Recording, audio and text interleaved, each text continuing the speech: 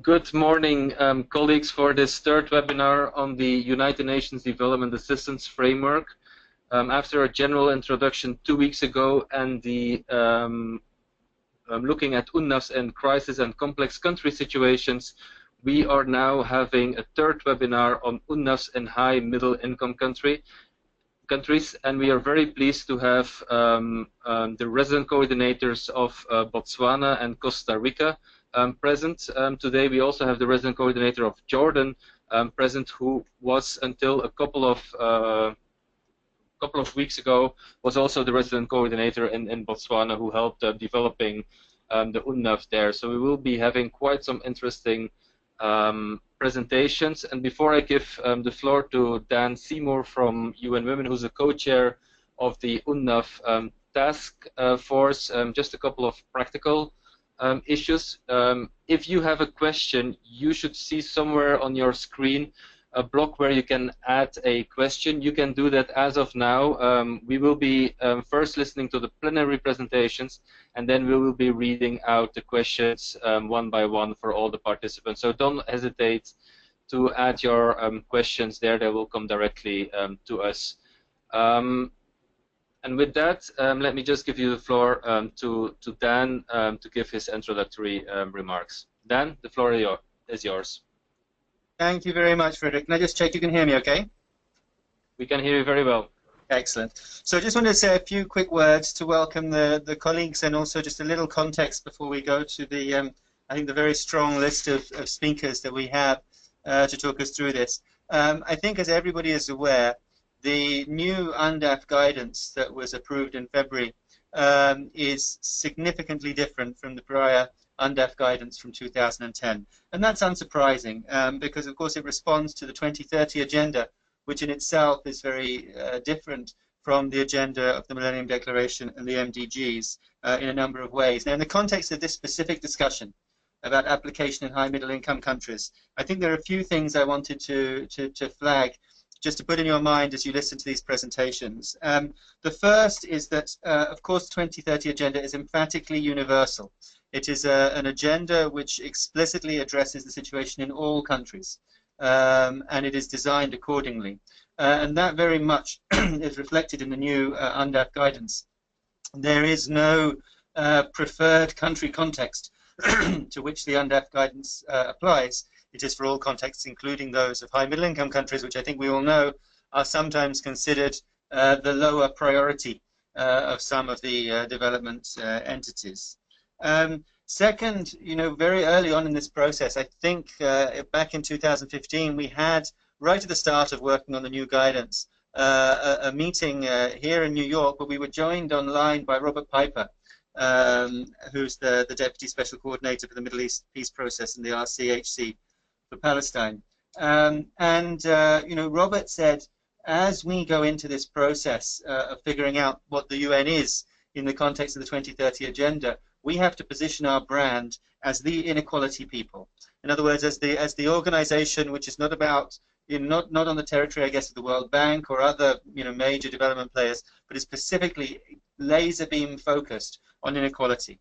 And that principle and that idea that we are the inequality people, and then in line with that, the emphasis and the centrality of the principle of leave no one behind is very much runs through as the kind of golden thread of the 2017 UNDAF guidance, of the new UNDAF guidance.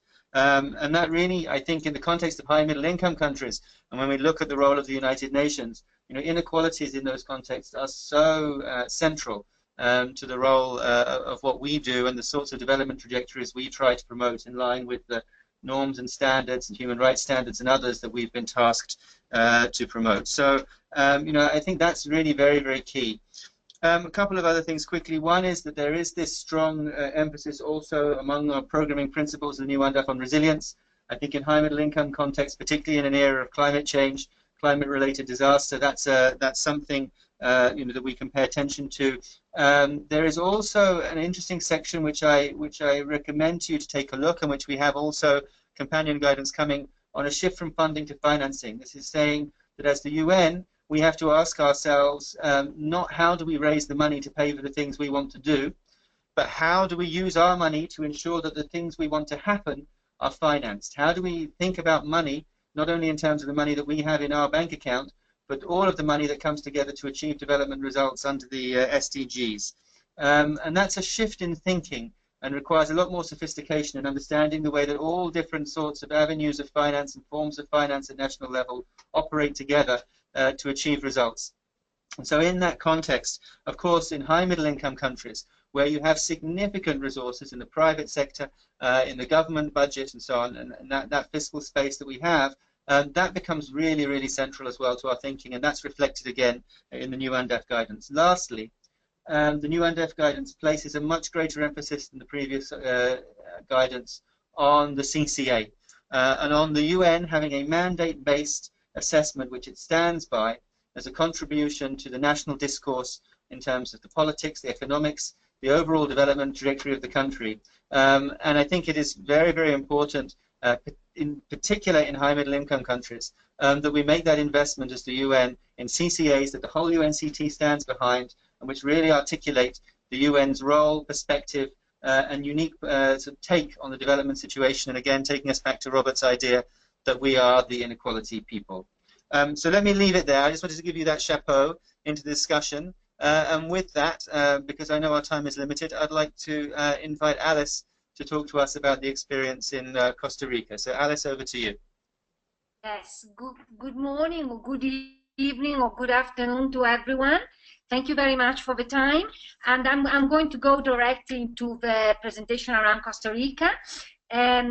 It's a pleasure to be here representing the UN country team and all the efforts that have been done in the last year and a half. We are in the process of signing the UNDAF. The new UNDAF will be signed on the 31st of March. So we've been able to stick to the timelines. And I will like saying that naturally the main, for us, particularity of the UNDAF in being in a middle-income country which is in the process of joining the OECD. So working in the process of moving to a high-income country. And so that was very much the start of our process, thinking about what is the role of the UN in a country like this, also in connection naturally with the Agenda 2030. So we took advantage also of the signing of the Agenda 2030 to use that to launch also the new agenda exactly of the UN around leaving no one behind, around working to reduce or eliminate inequalities, eradicate poverty, and so on. So we use those very much to reposition the Agenda 2030, to reposition the role of the UN in the country, and to really work with the government itself in identifying the clear role for the UN. We developed a paper on the positioning of the UN, taken very much inspired from other papers worked in other middle-income countries, and we use that as a platform also to really strategize around the UNCT, the program management team, and the operation management team around these processes, together with the gender technical working group, the indigenous people working groups, and others we have in the governance here in Costa Rica. So the role of the UN very much in a country like this is very much around normative mandate, resolving bottlenecks, accompanying the government in further implementing Agenda 2030 and the post-MDGs agenda. So another element which was very important for us was very much also to identify critical junctures and critical entry point for our positioning with the government. Not only the accession to the OECD process, to which the government is very committed, but also the follow-up, not only to the Agenda 2030, but also the Paris Agreement, various agreements at regional level around sexual reproductive rights and gender equality and others in that regard.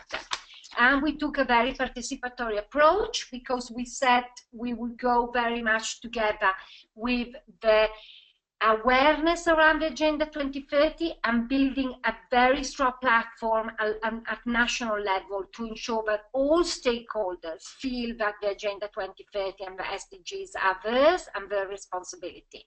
And this built to a national pact on the SDGs that the UN facilitated in September last year.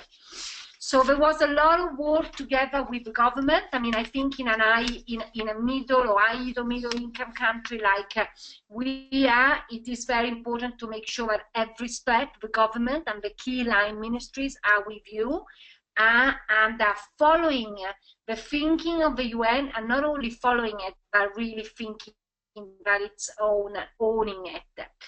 And one big point that we made from the start of when we started looking at the Agenda 2030, the SDGs in Costa Rica, and we started looking at the context of the country and the direction, we took very seriously the agenda of an integrated, the fact that the Agenda 2030 is an integrated agenda.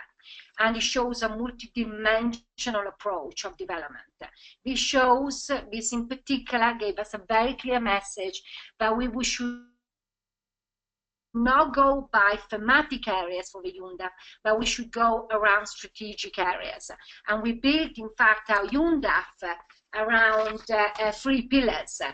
One is the role of the UN in facilitating dialogue at national level in a country which is very polarized and which has not really seen a lot of convergence in the last 10 or more years.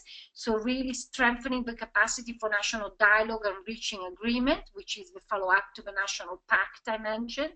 And the other two very much built around human rights-based approach. So the capacity of the duty bearers and the right holders. So the second pillar is around institutional capacity strengthened, and the third one is capacity of excluded groups, in particular the ones which we are leaving behind. So a very strong human rights agenda, a very strong human rights and gender equality integration, in the sense that we believe very strongly, and we built all the work around the SDGs aligned from the start with the follow-up to the recommendations of the treaty bodies here in Costa Rica. And we've noticed, by analyzing also this, we noticed that for the past many years, Costa Rica is lagging behind around the implementation of its recommendations from the various human rights treaty bodies. So there as well, another entry point which we identified and worked very closely with human rights stakeholders of the country. And naturally, as it's already been said also by Daniel, the issue of inequality and leaving no one behind, very much at the heart of it. And the other element that I would like to mention is naturally the Agenda 2030 is much more than being led, it is much more than the government. The implementation of Agenda 2040 really relies on a strong civil society and private sector engagement. So we worked on facilitating platforms for both of these groups to really engage in this process, and these platforms gave us very strong consultative base for the process of a consultation around the same CCA and UNDAF in that regard. We worked also on the Vision 2030 and the theory of change. This is in reality one of the newest elements of the guides. We did make a first draft in the RC office, and then let the PMT lead the finalization of that process, and I think that was very efficient and successful. Naturally, the UNCT was involved and engaged at various levels, and we also kept working with the government, because there is a little bit of a contradiction in the setup, because we put the Vision 2030 and the theory of change as something that is more internal, at least the Vision 2030 to the UN, but you can't really do that without having some level of consultation and agreement with the government. So I understand that not all contexts allow for government to kind of sign on the Vision 2030, but that is something that we should be working towards. And I've already mentioned also the multidimensional approach of SDGs. I will also mention very quickly that naturally close relationship with the government that I mentioned, and the comparative advantage of the UN. As I mentioned, we worked on this very, very specifically through the process. And the last point that I will mention is around funding, and in particular financing for development, and from funding to financing. Now the whole process that we're trying to look at, how do countries finance the Agenda 2030 and the national processes, and how does the UN link to that? And this also goes together with really working to the government on increasing contribution at national level of the UNDAF. We are in the process of discussing that with the government of Costa Rica, and we have made a suggestion, we have made a proposal to the government around the possibility of allocating budget from the next year's budget to allocate some money to support the UNDAF as part of the strategy to support the SDGs at the national level. So I think that element of looking at the financing is also critical. And I will stop here. Thank you.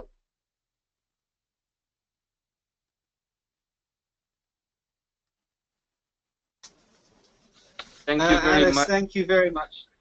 That's extremely clear, and I think it's a it's a very good first presentation to get us started on this discussion. Given that our time is limited, can I suggest, Fred, if you agree, that we go straight to Anders and we move through the presentation so that we can go to questions and discussion at the end?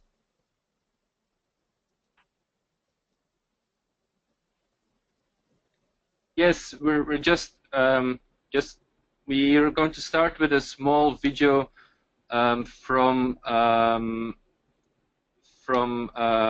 Botswana.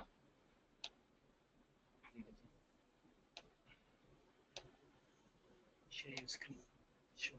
Yeah. Which one? Yeah. It's there. Is this sound?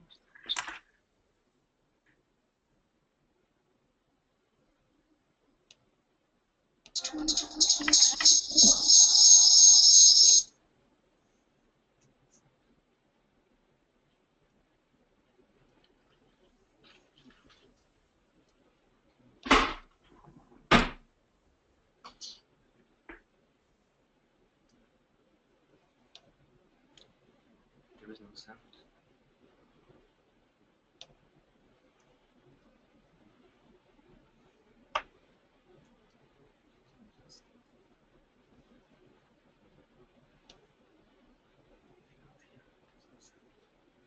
There is some.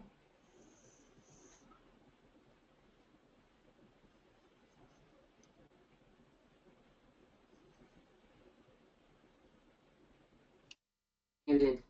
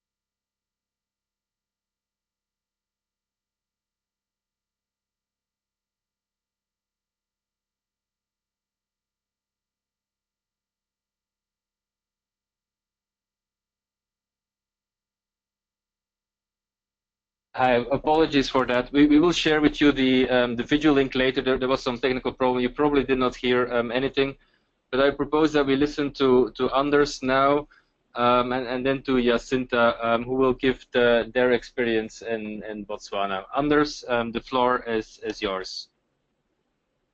Well, thank you very much, Frederick, and thank you, colleagues at DOCO, and so happy to do this together with Jacinta. That I'm the former RCR in Botswana, but Jacinta is a former CD in Jordan, so there's a lot of connections in that regard. And of course, Jordan also being an upper middle income country, so it's extremely relevant from that perspective as well. Well, thank you so much for giving us this opportunity to share with you some of the thoughts, some of the experiences, some of the lessons learned from Botswana. And I think just by starting, when I was listening to Alice, I think I can completely subscribe to what she's just presented. I think that could as well have been from Botswana, from my own experience. So I'll try to build somewhat on what she said, and not necessarily duplicate in terms of those messages. Also, let me say from the very beginning, I think number one is that the new UNDAF guidelines, and I'm so thankful that I was able to, or was given the opportunity to participate very, very, very modestly by the end of that process. But it really, I think it shows a completely new direction in terms of how we do the UNDAFs, and I think that's extremely welcome. So my big, gratitude to the team that over a long period of time have been working on those. I think that's a real breakthrough in terms of how we do business within the UN and with our UNDAFs.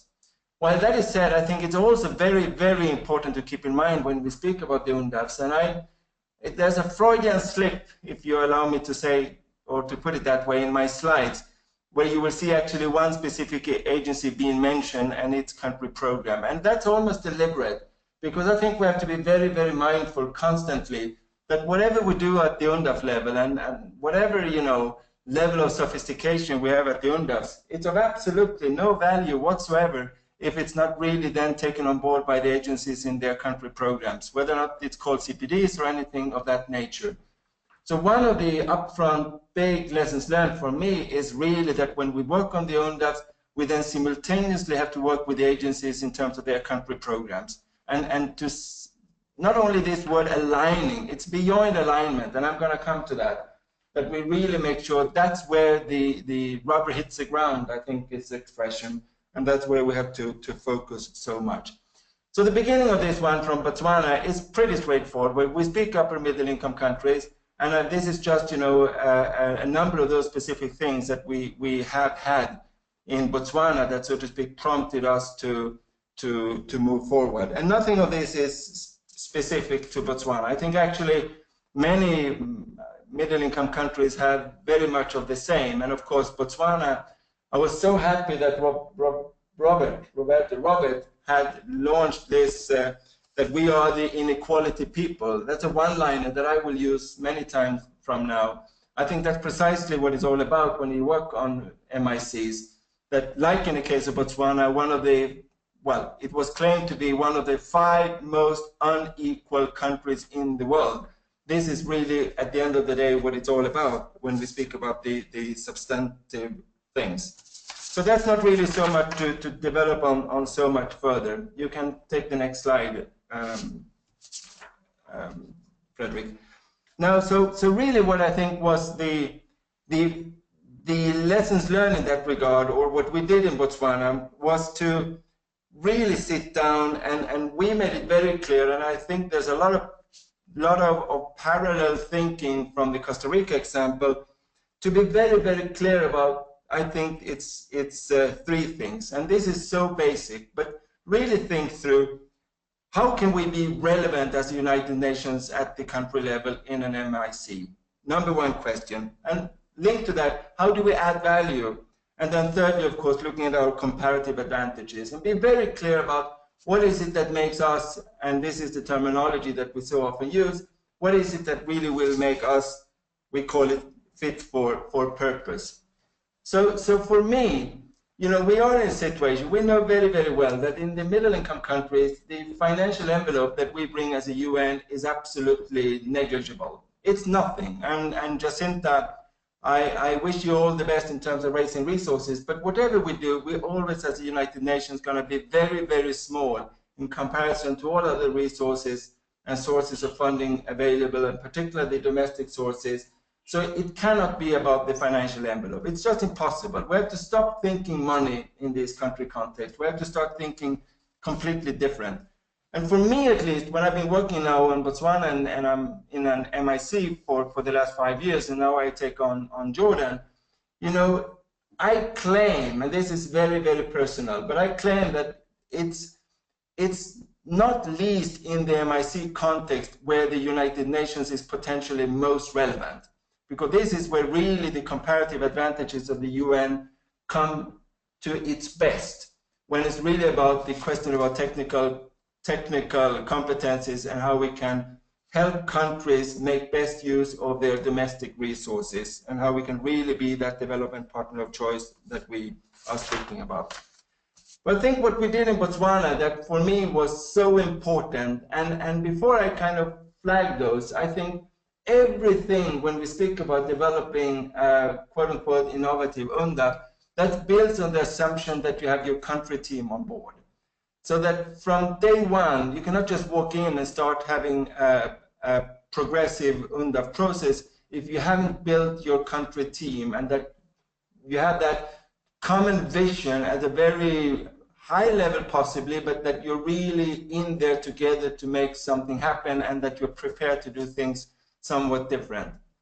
Now, what we did in Botswana, which I thought, and I maybe think still so, that was particularly important, and that's of course not innovative or specific in any way, but what was to invest very, very much in listening very, very closely to our partners, and in particular, I admit, with the government, what is it really that they would like to see from the United Nations? And for that matter, honestly speaking, from development partners / donors in general. And what, for me, what, so to speak, the turning point on all of this, what really made me think that we have to think so differently from what you typically maybe would do, is that not once, and I'm not even exaggerating, not once did our partners, government in particularly, at the most senior levels, speak to us in terms of what they wanted from the UN in terms of sectors. They never spoke in terms of we want the UN to do education, we want the UN in health, we want the UN on whatever it might be, governance, etc. That was not their vocabulary.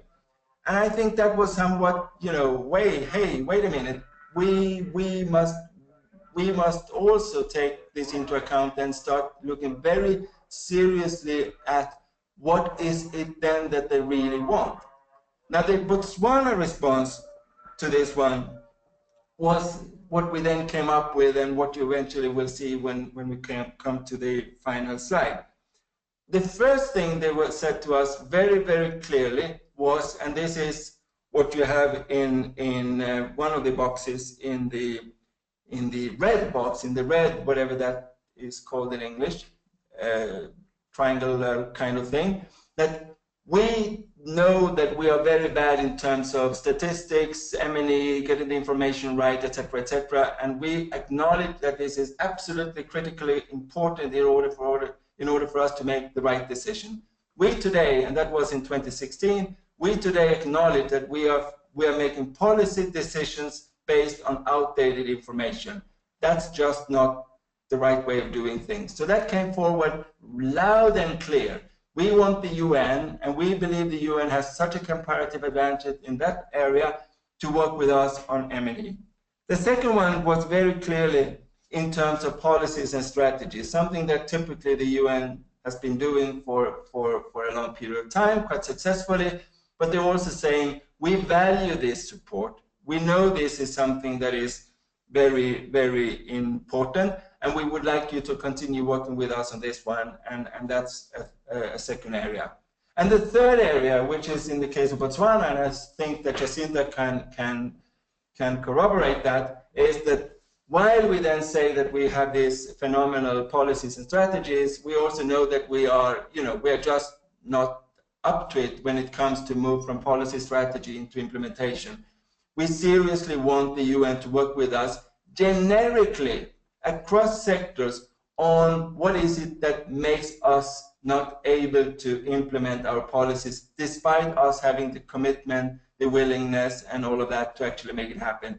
There's something generically in our system that make this so impossible. So this was our point of departure, and we took that. There were many other things, of course, coming up, but to cut the long story short, this is what we ended up with.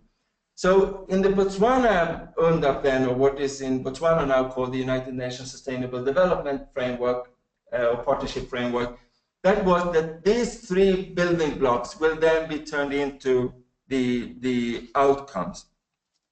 So what we basically said was that, firstly, we have to think very innovatively. We really have to take the vocabulary of working innovatively to a next level, and to be prepared to be very bold in the way that we express things within the UNDAF. Not, so to speak, sliding back and be willing to accept those many that kept on telling us that this was not a doable approach, that it would create so many difficulties because it was not fitting into the guidelines, that it was not fitting into the templates on how we're supposed to monitor and to evaluate and to report. And I don't know how many reasons I was given why not. And we as a country team just said that, sorry, but we're actually seriously prepared to do things differently. And if you're serious about the new guidelines and empowering country teams, you have to let us do this. And I must say that the regional team was absolutely phenomenal, including, of course, UNDAF in New York and the agencies to back us up. I can never express enough my gratitude to the regional team, the regional directors team, the RU and the G, for its support in this regard. The second big thing for us was that to really move beyond the alignment. I think that the few words we use so much than alignment, that we have to be aligned and aligned to government policies and aligned to national frameworks. And that has become, I think, sometimes a little bit more of a slogan, and we really have to look very, very deeply into what is it behind just alignment. So we spoke very much about beyond alignment and seriously go all the way and be embedded with the governments and the countries' medium to long-term policy and development frameworks, which were developed simultaneously, and that's something that I think the team in Botswana still are working on. Then we had a couple of others that were more specific to Botswana, moving beyond the capital. We cannot just do policies and policies and policies. We really have to do that also at the district level. I think that's probably fair to say in many other places as well. And we put a lot of emphasis on South-South and triangular cooperation and a couple of other things. So this is kind of on the last slide of the 3, Frederick, that I have there, what we then ended up with. And now you see very deliberately up there it says CPD program pillars. I acknowledge that this was used also for a particular presentation at UNDP, since we did simultaneously in Botswana the 3 biggest agencies, which in Botswana is UNDP, UNICEF, and UNFPA, simultaneously with the UNDAF developed their CPDs. And we're literally speaking, about weeks in the timing of the different processes. I think this is one of the critical elements in making this happen and making it really go beyond the UNDAF. So what you see in the CPDs, and this is actually, I think, an important message, in the case of UNDP just being one agency, but UNICEF and UNFPA and the others were moving in exactly the same direction, the same outcomes that we have in the UNDAF or in the UNSTF are now copy-paste into the CPDs. And I think that is what Jacinta will speak about, how we actually take it from the UNDAF level of the outcomes and what I call beyond alignment. The CPDs being, I don't know if that's just another slogan, but the CPDs being then embedded in the UNDAF or in the UNSTF, so that you can really see all the maybe call it the theory of change or the logic behind the big outcomes at the UNDAF level coming through all the way down to the UNDAFs and then of course into the country programs. So that's a little bit what we said. Now just to finalize on this one, what I think we got out of this and why why we think, or I hope that Jacinta will be with me on this one, the added value, or what we achieved in the case of Botswana, was that we got actually a country program that was much more focused, and an UNDAF that really got the agencies together. So those three outcomes then become really what we would be working with together. Every agency working on the same things. All agencies working on the policy side, all agencies working on the implementation, and the generic bottlenecks independently of sector that we have, which is the big thing in Botswana, I still believe. And then, of course, that we were very clear in terms of what is the added value of the UN in that regard. I also think it was very important that we now got a framework to which we could much more clearly be accountable. And this was for me a big thing. I was very uncomfortable when I came to Botswana, when I saw the first one, that these high-level outcomes that we have, 95, 98, 99% of those were actually depending on something that would be done by the government. So aligning became basically just taking government outcomes in whatever format they were expressed and put them into the joint government UN framework, the UNDAF. And that I thought was not particularly helpful. That's alignment on paper, but it really didn't say anything about what are we as United Nations accountable for. Now the point we made with this particular UNDAF was then the government and other partners can hold us accountable explicitly for those things that we have in the UNDAF. We cannot run away from that. And I thought that was very important. Of course, it's all about how it's going to be implemented, and that's when I left the country. So I put all of that in the laps of Jacinta to take forward and to figure it out how you then actually can make that happen. But I think the foundation for that was laid.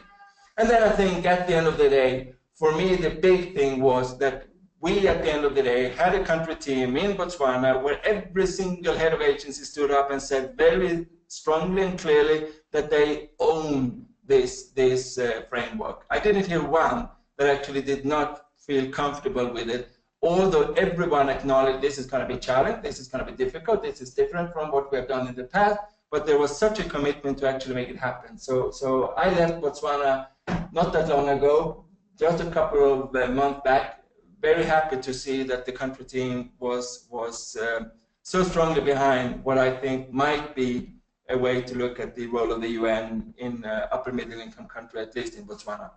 I spoke, of course, far too long, but thank you so much. And Jacinta, now it's over to you.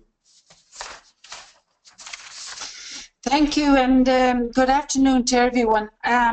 I have coming from SRC from Turkmenistan, also an upper middle income country, where we had just finished the UNDAF a year before, so it was interesting to start again into it here in Botswana. I'm not going to cover any ground. I'm going to go straight in because I know there's very little time on the practicalities on the ground and challenges in many ways for an RC to come in when the narrative is already decided on and the outcome indicators.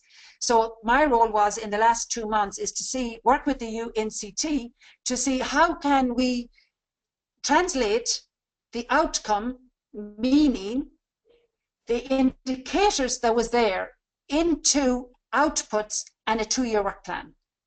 It wasn't the easiest, for the reasons we talked. First of all, let's come back to 2 points that was raised earlier on about inequalities. Yes, we are, the agencies is going to be looking at inequalities, but the assumption is at upper middle income country that the inequalities isn't as high. But as we already heard from Anders, that's not the case in the case of Botswana. Secondly, the thinking was that we should be helping in an upper middle income country at upstream level, i.e. policy. Because the government have asked us not to do that only, and look at both policy, implementation, and measuring progress, means we're really going back to the old model. But that's what's needed, and that's what's needed. So the idea is how to respond. So we've got the 3 pillars. First one, policy. Second, implementation. Third, in M&E. The challenge was, how do we turn that into outputs and keep into the spirit of this thinking? So the question was, what policies, what implementation, and what M&E. And the minute you answer what, we go back to the traditional thematic area. And how do you prevent that? And that was the real challenge. Secondly, we also even went beyond policy, implementation, and M&E, and looked at capacities for policy, capacities for implementation, capacities for M&E, and capacities not only in technical knowledge of the individual, but also the institution. So now we're caught with, how do we write an output indicator based on policies? How do we capture policies, and how do we capture capacities in an indicator where the outcome indicators have already been determined? And a lot of the outcome indicators were at thematic level. So we certainly did a lot of thinking, and as Anders said, the UNCT have been working very hard. We have literally been working day by day since to come back to the spirit of these three thinking in our output levels and in our way forward. So now we have just last Friday finalized the results matrix with output level and with a 2-year action plan. In order to keep to the spirit of, as I say, policy, implementation, and M&E. And for, like, as I say, Anders has left it, but in my conversations with government, these three aspects are coming up. But we have to be mindful as the UN, by focusing on implementation, we are not positioning ourselves as in the upstream, where we would have been considered, well, we should only be an upstream. It still means we're providing technical support at implementation level. But what's really new and exciting about all of this is the data and tracking progress. Now it is that the UN have accepted that for every aspect we help on policy level, there will be continuity falling into implementation, but it won't stop at implementation. The continuity will drop down, and we have to help in terms of tracking progress, because the aspect is, as Anders mentioned already, A, what data are we collecting to inform policy, but B, what are we tracking that we've done out there already? So this continuity of a cycle, we have now tried to bring into our output and 2-year plan. We help at policy level, we don't stop there. We see the continuity into implementation, we don't stop there, and we help them to track. And let's put the outputs accordingly. So that is where we're at, and that's what we're trying to do. Not as I say, so easy, because we have to look at how to get the government on board in terms of the measurement of all of this. But let me not talk anymore, because I'm conscious that we want people to ask questions, and I'm happy to come in and answer many questions. But I just wanted to say that although we're moving to a new way of thinking, one could argue that for an upper middle income country, we shouldn't be at the implementation in M&E. And we're suggesting, yes, this is where we are, because this is what the government have asked. But in doing so, we have to be very practical.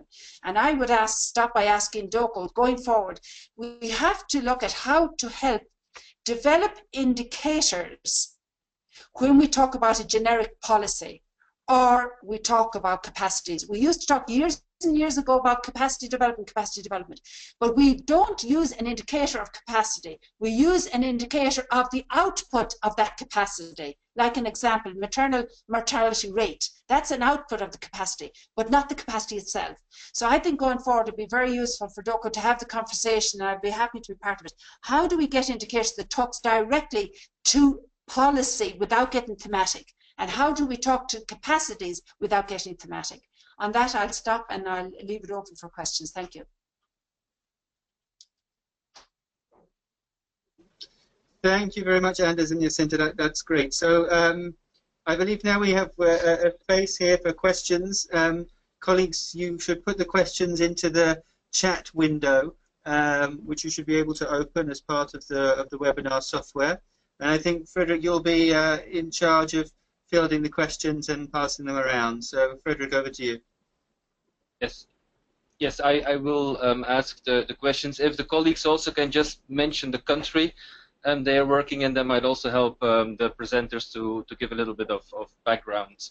And you see that I've just also launched a little poll, so please give your little opinion. It's not scientifically, but just interesting to see. And I'll start with a question from Patricia, which I think works at the regional office in Latin America. And it's a question for Alice. In Costa Rica, how were you able to engage with the government for putting financial resources from their national budget to the UNDAF? In other words, what was the process? Okay. Alice, maybe a question per question.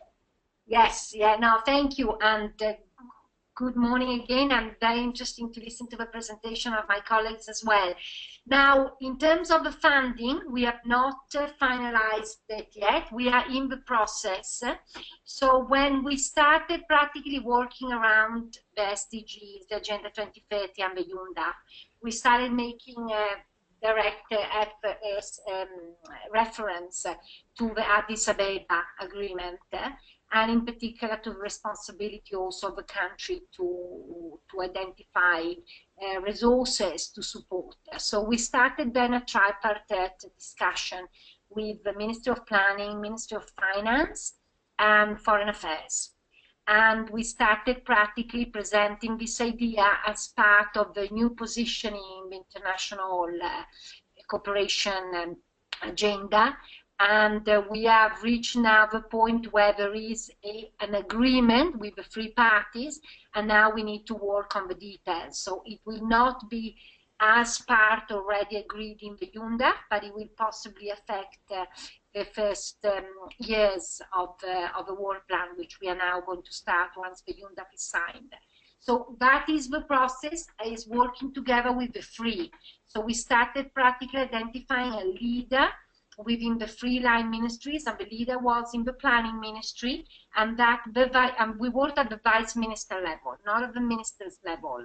We are focusing on the vice minister level, and the vice minister for planning was key in spearheading and in leading the engagement of the other two vice ministers for foreign affairs and finance. So in that sense, it's important. That was a key strategy for us to identify a leader to work with that person. I hope that is clear. Thank you. Okay, great. I'd like to come in. I'm from Botswana. Go ahead. On that question. In here in Botswana, what we decided to do as a UNCT is we would define guiding principles of what we would technically and financially support going forward. And we have said and have already started the discussions with government. Can you hear me still? Yes, we can hear you. Hello? Yeah, sorry. Started the discussions with government that we won't pay things for like workshops or DSAs or transport. We will only pay for technical advice. We also have said that when we pilot something, we will help them to do a cost-benefit analysis of that item.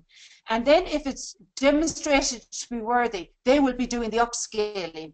So these are just some of the key principles that we've laid out and shared with government of what it is that we would support going forward and what they would do. And so far, they are very open to this, and they consider that our role is very much focused on this aspect and that we shouldn't be involved in those other elements. Over to you. Okay, great, thank you. The next question is from Hugh McLaman from OECD. In high middle income countries where there is no humanitarian response plans, how is risk being integrated into UNDAF planning processes? And I think that's a question that anybody who's keen on answering might be answering. Anybody who would like to take this question? How is risk being integrated into the UNDAF planning processes in high middle income countries?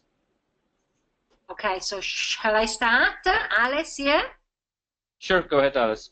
Okay, yeah, thank you. I mean, first of all, I am not looking anymore at, this division humanitarian development. I think the Agenda 2030 is giving us a very clear message.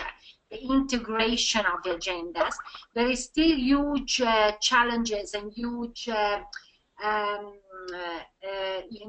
limitations and resistance, that would be the right word, from certain agencies in looking at that continuum, the humanitarian development continuum.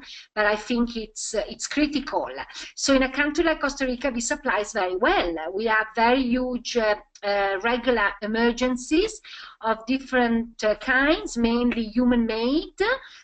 Talking about, impacts of hurricane made worse by deforestation, water,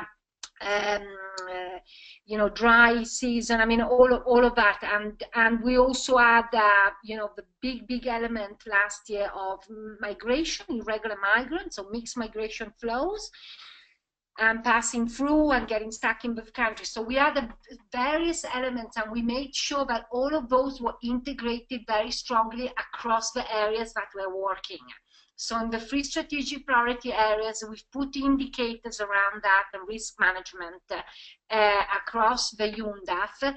And in the wall plan that now we are going to work, that is going to be a key element in terms of institutional buildings, but also ensuring that especially the groups which are generally most affected, the excluded groups, are also we reduce the vulnerability and we increase the resilience around this. So for us, that's completely mainstream because this is a very big area. And that's why, again, we didn't go for thematic areas, because if not, we would have ended up kind of combining everything in 3 or 4 groups, but without, looking at the bigger picture. So in this way, risk management, reduction, response to humanitarian issues is integrated in the 3 areas across all 3 of them. Thank you. And maybe I just come in as well. In order to develop these UNDAFs, or whatever we're calling strategic frameworks and so on, there is a process, as we know, that goes on for the whole year. And during that step-by-step process, the consultation that's going on within the UN as well as the government, that whole issue is one of the components that needs to be addressed. And OCHA in many countries, including I'm now speaking from in the case of Turkmenistan, OCHA came in and facilitated that discussion as part of that step-by-step process, where we led to what we would prioritize in terms of moving forward. So to me, that is an ongoing step-by-step approach in the identification stage, and then also in the targeting for going forward. Thank you, Jacinta. There's quite a few questions coming in, and we don't want to go too much over time. So let me just take a couple of questions that maybe you can answer together. The first one is from Oriane Dennis, also from OECD, I think, where the UN is engaged in policy implementation in high middle-income countries. How do we ensure that the UN is not, I guess that must be replacing the national implementation capacities of the government? I expect that is. Yes. Yeah, maybe I'm happy to take that. Yes. So in terms of policy, this is why I'm mentioning that there was 3 levels to looking at the 3 pillars. The first pillar is the policy. But when you break down the policy, what are we talking about? We're talking about capacities. And then the idea is talking capacities for what policy? But our focus is, we are mindful that it's policies, but the focus is on the capacities. So the whole idea is not to take away from the government. The focus is to bring back, and that's why I said we're going back to our old-fashioned thinking, but to me it's relevant. We have to go back to putting the focus on the capacities, not the outcome of the capacities only. So if we are talking about a policy we'll say in climate change, we shouldn't be measuring the result as the policy in place or approved. We should also be looking at an indicator that demonstrates capacities were enhanced, which, if we do, brings back the ownership squarely with the government. And it is getting this 2-pillar approach to indicators that I think that I would like to engage in that discussion with DOCA going forward. That instead of the 1 pillar, which is the outcome of the policy, be it thematic or otherwise, we should be looking at the capacities and coming up with an indication, the focus either the capacities in terms of the technical knowledge or the institutional bottlenecks that was overcome to help it, so that we absolutely make sure that it is about institutional building and strengthening and staff strengthening, and not the UN taking that over. May I add a point there on this one, Frederick? Absolutely. You know, I think Jacinta's answer is just to the point. But I would like to add another level of this one, and I hope I'm not too undiplomatic on it. I think that our potential role is highly exaggerated if we think that if we in these country environments are taking over government capacity, or we're, so to speak, substituting. I think that actually reflects on, if I may be a little bit blunt about it, an old-fashioned view on the role and how strongly these countries are actually in charge of their own development and what they think they will get from partners such as us. So I would be claiming that in a country like Botswana, and I know that country much better than the new country of mine, that's actually not at all a risk. They know perfectly well what they want, and they will make absolutely sure and clear that they get what they want and they will be in charge. So of course you can always look at very specific areas here and there that maybe we would be substituting, but honestly speaking, that's not the issue for me. It's really not the issue. So I'm much more than aligned to what Jacinta was just saying, but I think we also have, and that's a much bigger thing, the kind of start looking at these countries with other glasses on, and to realize how strongly they are actually in charge of their own development. Sometimes, honestly speaking, a little bit for good and for bad, but they are in charge. And in the case of Botswana, there's absolutely no question about who's in charge. Yeah, and if I can just add, I think this is a very interesting point, and really I think I agree that we need to revisit exactly what really do we mean when we talk about, also certain terminology and adapt them in the new context. But middle-income country are some of the most complicated also country to work in. This is at least my personal take on this, because you have to juggle very much your role as accompanying, your role as technical advisor, to also the role of respecting the place. And the gray lining is not always easy, and you have to be extremely careful in that regard. And the truth is that the UN is also positioning itself in supporting the implementation, because let's think of government cost sharing. How many agencies are moving towards government cost sharing and are making big lobbying around that? So, I mean, I think these are huge points that need to be discussed much more deeply inside the UN to understand exactly, because we also work around a lot of contradictions at the same time. That I do agree, leadership is with government, and we are not yet to take away that. But balancing that, one of the most difficult things, because one day you could do it, the next day you can't, and the repercussions are big. And I think we are seeing more and more complications in working with middle-income countries for the UN, and not having real clear policy and the institutional background. And I could just start with the amounts of legal problems, for example, that we are starting to have in Costa Rica, that are quite reflective of this. A government which is very strong, and where each institution is very strong and takes their own interpretation of everything. Thank you. I leave it to that. I'd like to come in again, because I know we're about to conclude. Given that we're moving away from the sort of standard way of developing UNDAFs and coming up with this innovative strategic way, we need to work on going forward the indicators at the outcome level and indicators at the output level, because we have not made that transition.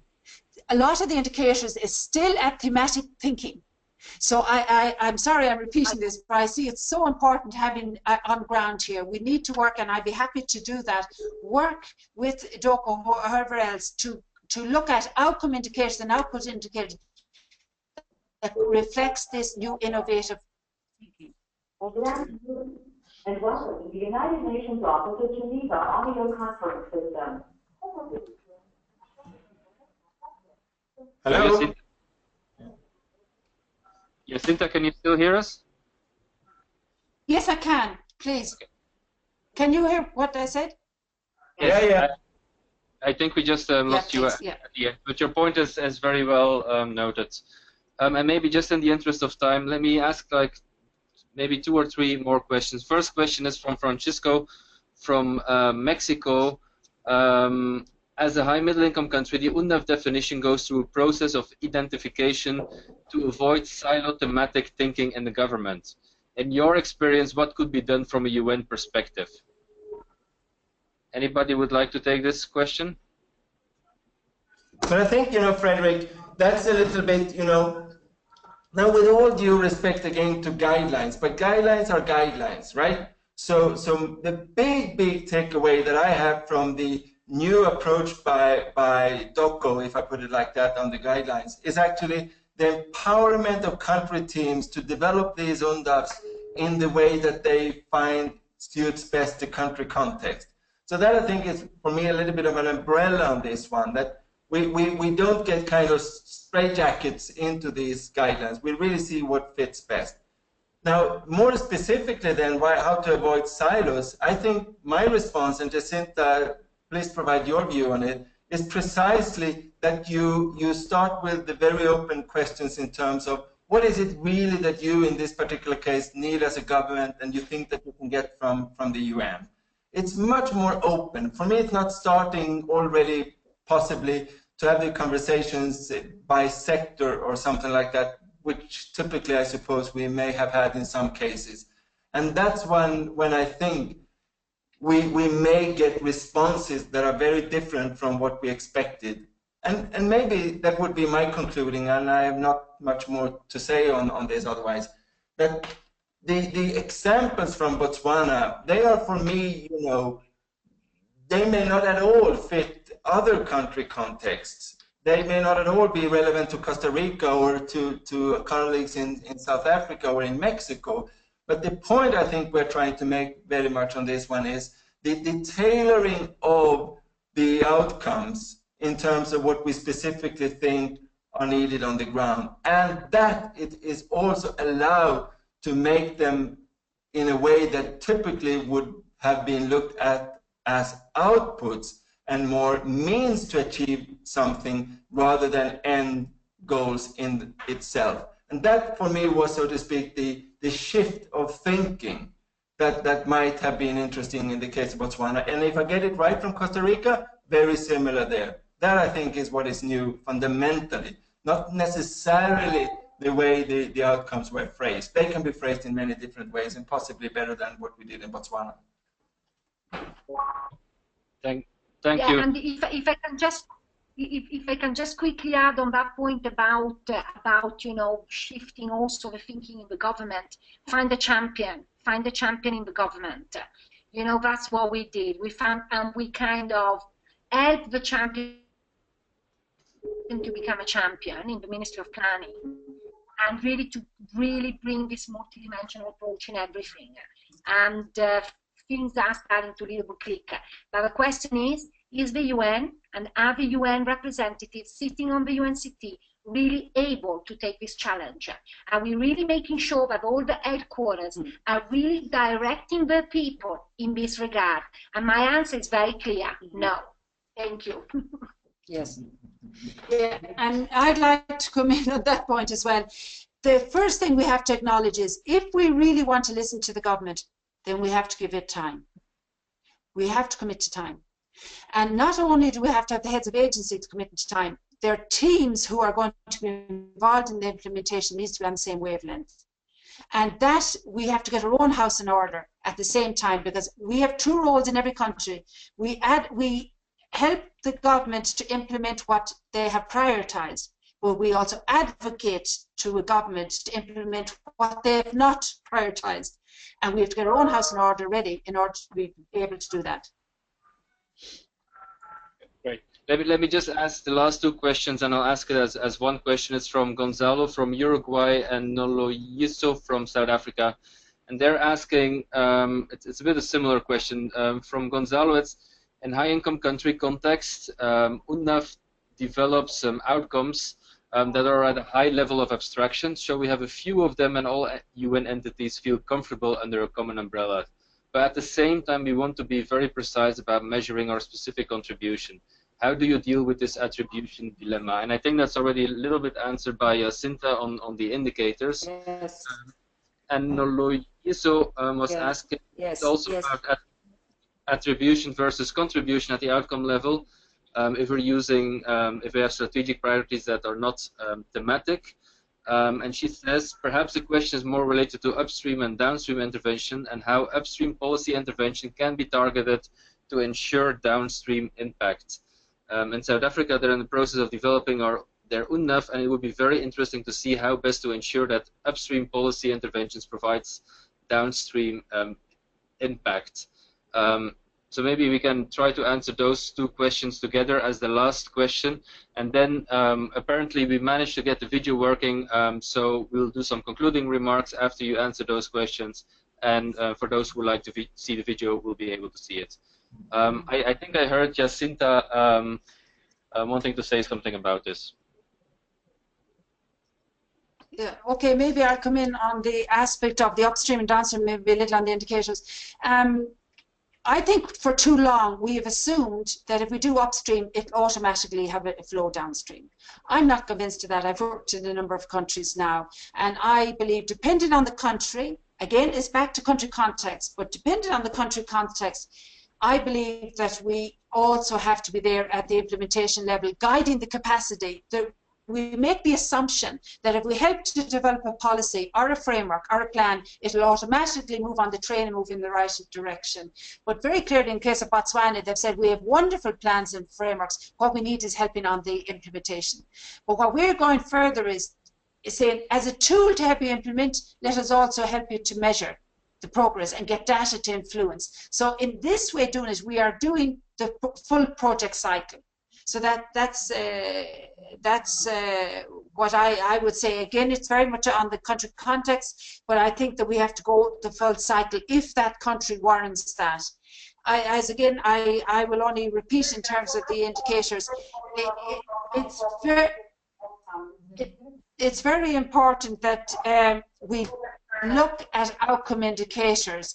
And we have to be clear, are we talking about government outcome indicators, or are we talking about UN indicators that we can be held accountable for? And I think we still have a lot of work to do on that. I think there's somebody coming in, so I'm not sure if you're hearing me, but I think we have a lot of work to do on that. Are we talking about a government outcome indicator, or are we talking about an outcome indicator that UN can be held accountable? We have a lot of work to do still on that. And for all those developing it new, I think give attention to this. It'll be worthwhile all the time spent. Over to you. Thank you, Jacinta. Anders, Alice, any Yeah, very quickly on this one. That's why I made the point at the beginning of working on your vision about the positioning of the UN in the country, and surveys like reaching out to partners and reaching out to sectors which, like, for example, in the case of Costa Rica, civil society had not been engaged in the UNDAF processes before, gives you a lot of feedback to understand exactly the positioning of UN in the country. And I think one expression that kind of sums is that we accompany the government to help solve bottlenecks in implementation, and I'm very much in agreement. This is not only about policy, which we are there, but it's about taking back to the ground, to the people, to the women, to the men, to the boys and the girls. That's where we need always to focus. And the Agenda 2030 puts the human rights dimension very strongly. And very strongly, we always need to think, what does this mean for a man, for a woman, for a boy, for a girl, LGBTI person with disability, and so on. I think there is not a magic formula, but it's about finding that balance and then finding that clarity around certain areas. And the last one that I want to point out is also the normative mandate. For us, that is one of our strengths, and we need to really leverage on that. Thank you. Thank you. And with that, we're at the end of the webinar. Let me just give Anders the last word, because I know he has to leave, and then the other presenters and maybe Dan can conclude. Anders, the floor is yours. Yeah, no, thank you so much. I think that last one just, again, it reflects a little bit a stage that I think we're past. There's no such thing, and I think Jacinta and Alice, for that matter, is absolutely right. It's not about the UN doing only upstream policy advisory services as the vocabulary was used. We are beyond that stage in my view. We know very, very well that we cannot do just one thing. And I think it's very much somewhat to get away from that vocabulary, but also to be very, very clear that there's no way that you can do policy at the highest strategic level only. It has to be grounded somewhere, somehow. And I think that's one of the experiences that now Jacinta is taking forward in Botswana that is absolutely crystal clear. It doesn't mean that we're going to go into the so-called downstream implementation, but this belief that in particular country context we can only work at the highest level, no, I'm sorry, it doesn't work like that. You have to be grounded, it's about credibility, and it's all about knowing what you're doing, and that we have to realize. So, but as a country team, you can make it work perfectly well. So thank you so much for allowing me to participate. I'm taking this with me now in Jordan, which, as others, we're just about to go into another UNDAF process. Thank you.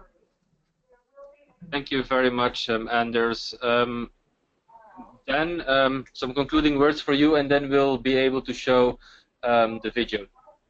Thank you very much, Frederick. Well, first of all, let me thank the presenters that we had, who I think have done an excellent job of giving some life and some colour to what the new UNDAF guidance means in the context of high middle income countries and in their experience.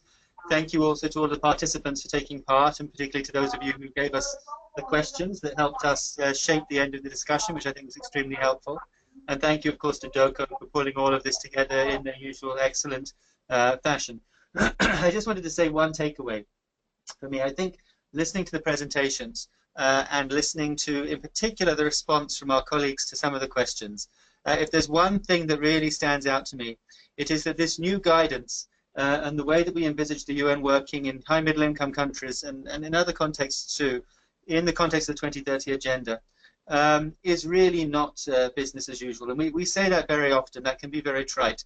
But what I mean by that is that there's a fundamental rethinking here about the way we engage, the way we add value, the approaches that we have. I mean, it is a significant shift if you think about the UNDAFs that we've had in the past, to be looking at UNDAFs of the kind that we've had shared with us from Botswana and from Costa Rica. These are vastly more sophisticated, more holistic approaches to the way we engage. It's not about saying, okay, we just shift from downstream to upstream. It's about a whole range of things that really ground us in our mandate and this new agenda. And in particular, as we've said before, looking at inequality as a theme that cuts through everything we do. So again, I hope what colleagues have taken away from these excellent presentations is that there really is some serious thinking to do to alter the way we work quite fundamentally in line with the new guidance. It's really quite revolutionary and more radical than it may seem at first glance in what is, again, only at the end of the day just a piece of internal guidance. But it's actually very significant, really merits a close look and some hard thinking. So with that, thank you very much, and maybe we can now have the opportunity to watch that video. So thank you, everybody. Thank you, everybody. Thank you all for your feedback. If your question was not yet answered, please do feel free to send us an email, and we'll still try to answer it either directly to here in Doko or through one of the panelists. Thank you very much, and have a great morning, afternoon, or evening wherever you are, and to listen to the video. Thank you. In 2016, Botswana celebrated 50 years of independence, a journey that has seen it move from one of the poorest to one of the wealthiest countries in the continent. In 1996, Botswana defined a vision for its future, hoping to end extreme poverty and ensure that everyone would fulfill their potential in a healthy environment. So, guided by the Millennium Development Goals, they set regional goals. Vision 2016 that would drive them forward for the next 20 years. An important partner in achieving the goals is the United Nations. Together with our partners, we promoted the vision, helping Botswana know what it was and how to participate. We financed projects that aided the vision and helped Botswana track and achieve their progress. Because of this, the proportion of people whose income is less than $1 a day has dropped by half, along with the number of people who suffer from hunger. The number of primary school kids who dropped out, down by a third. More than 8% of the population now have access to running water. Child mortality, down by 2/3. New HIV infections reduced by 2/3, while incidences of malaria and other major diseases have reversed. Even with all the progress we have made together, there is more to do. Maternal health has gone down by 3/4. Gender-based violence increased to 65% at one stage. TB continues to be a challenge on account of HIV/AIDS.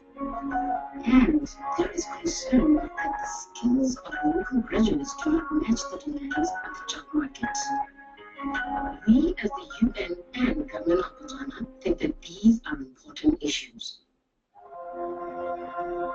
In 2015, new goals were agreed upon to help complete the unfinished work of the MDGs. These were called the Sustainable Development Goals. After extensive consultation, these SDGs, together with Vision 2036, the National Development Plan 11, and lessons learned from the past, helped form the UNSDF, United Nations Sustainable Development Framework, which will guide us for the next 5 years. The increasing challenges such as climate change, inequalities, and skills development require expertise and experience. That is why the UN and government of Botswana have renewed their commitment to improving the lives of Botswana, particularly the most vulnerable groups, by reaching those who are furthest behind first. The UN has 50 years of experience working with Botswana to make this a more prosperous nation. We know how to balance the pillars of Vision 2036. Sustainable economic development, human and social development, sustainable environment, and government peace and security. We are able to help government create quality policies and programs, implement and monitor them.